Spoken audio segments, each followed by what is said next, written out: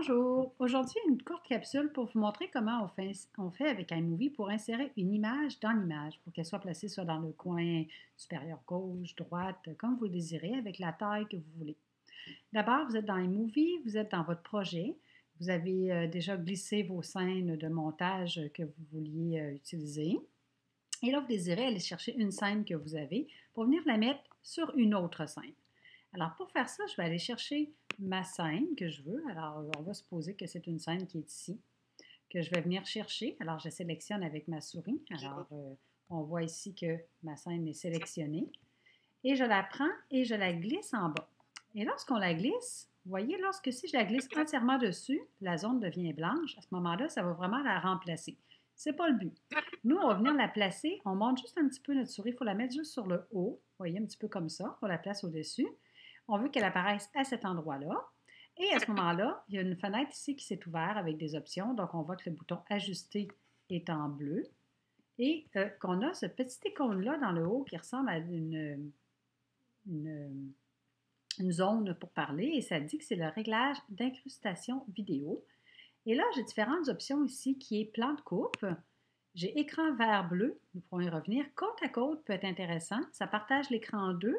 Ça met votre film d'un côté et l'autre film de l'autre côté, ou image dans l'image, c'est ce qui nous intéresse aujourd'hui. Alors, si je reviens pour voir ce que ça a donné, vous allez constater qu'ici, mon image est dans le coin, que je peux l'agrandir comme je le veux, que je peux la déplacer à ma guise, que j'ai des options ici pour permuter, c'est-à-dire que pendant que la vidéo s'affiche, les deux vidéos vont se remplacer, que je peux la faire agrandir et réduire lorsque le film s'affiche. Je peux même lui placer une bordure et je peux lui placer aussi de l'ombre. Alors, je vais lui mettre une bordure rouge, voilà. Alors, ma scène, elle est ici.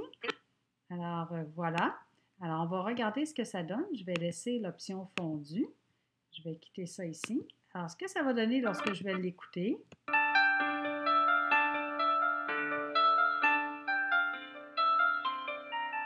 alors, on arrive bientôt à la scène qui est incrustée dans l'autre.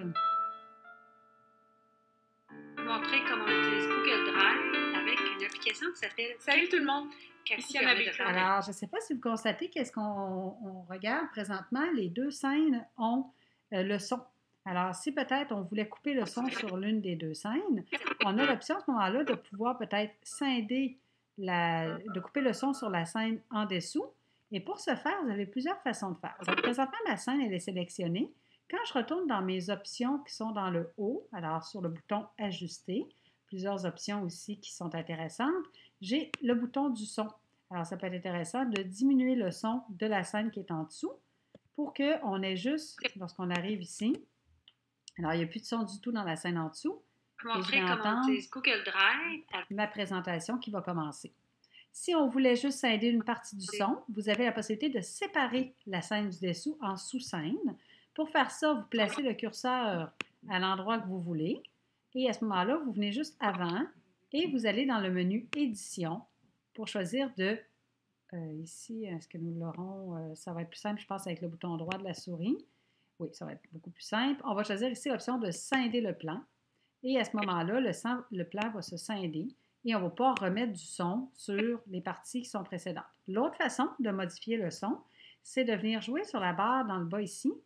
Alors, vous voyez que mon curseur, ma flèche est transformée et là, je peux venir mettre du son dans cette partie-là et on voit le pourcentage. Donc, si la qualité du son est moins bonne, vous avez la possibilité de l'augmenter et je peux venir faire la même chose ici pour qu'à ce moment-là, voici ce que ça va donner.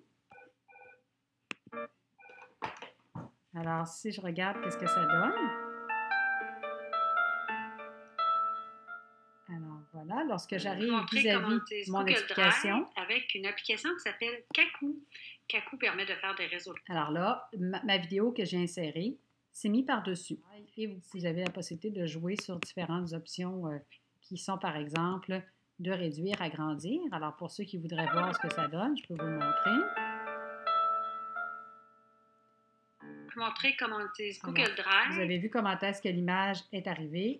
Elle a réduite et elle a agrandi par la suite. La dernière option qui est possible, donc je double-clique sur ma zone, c'est de pouvoir permuter. Je vous montre ce que ça donne.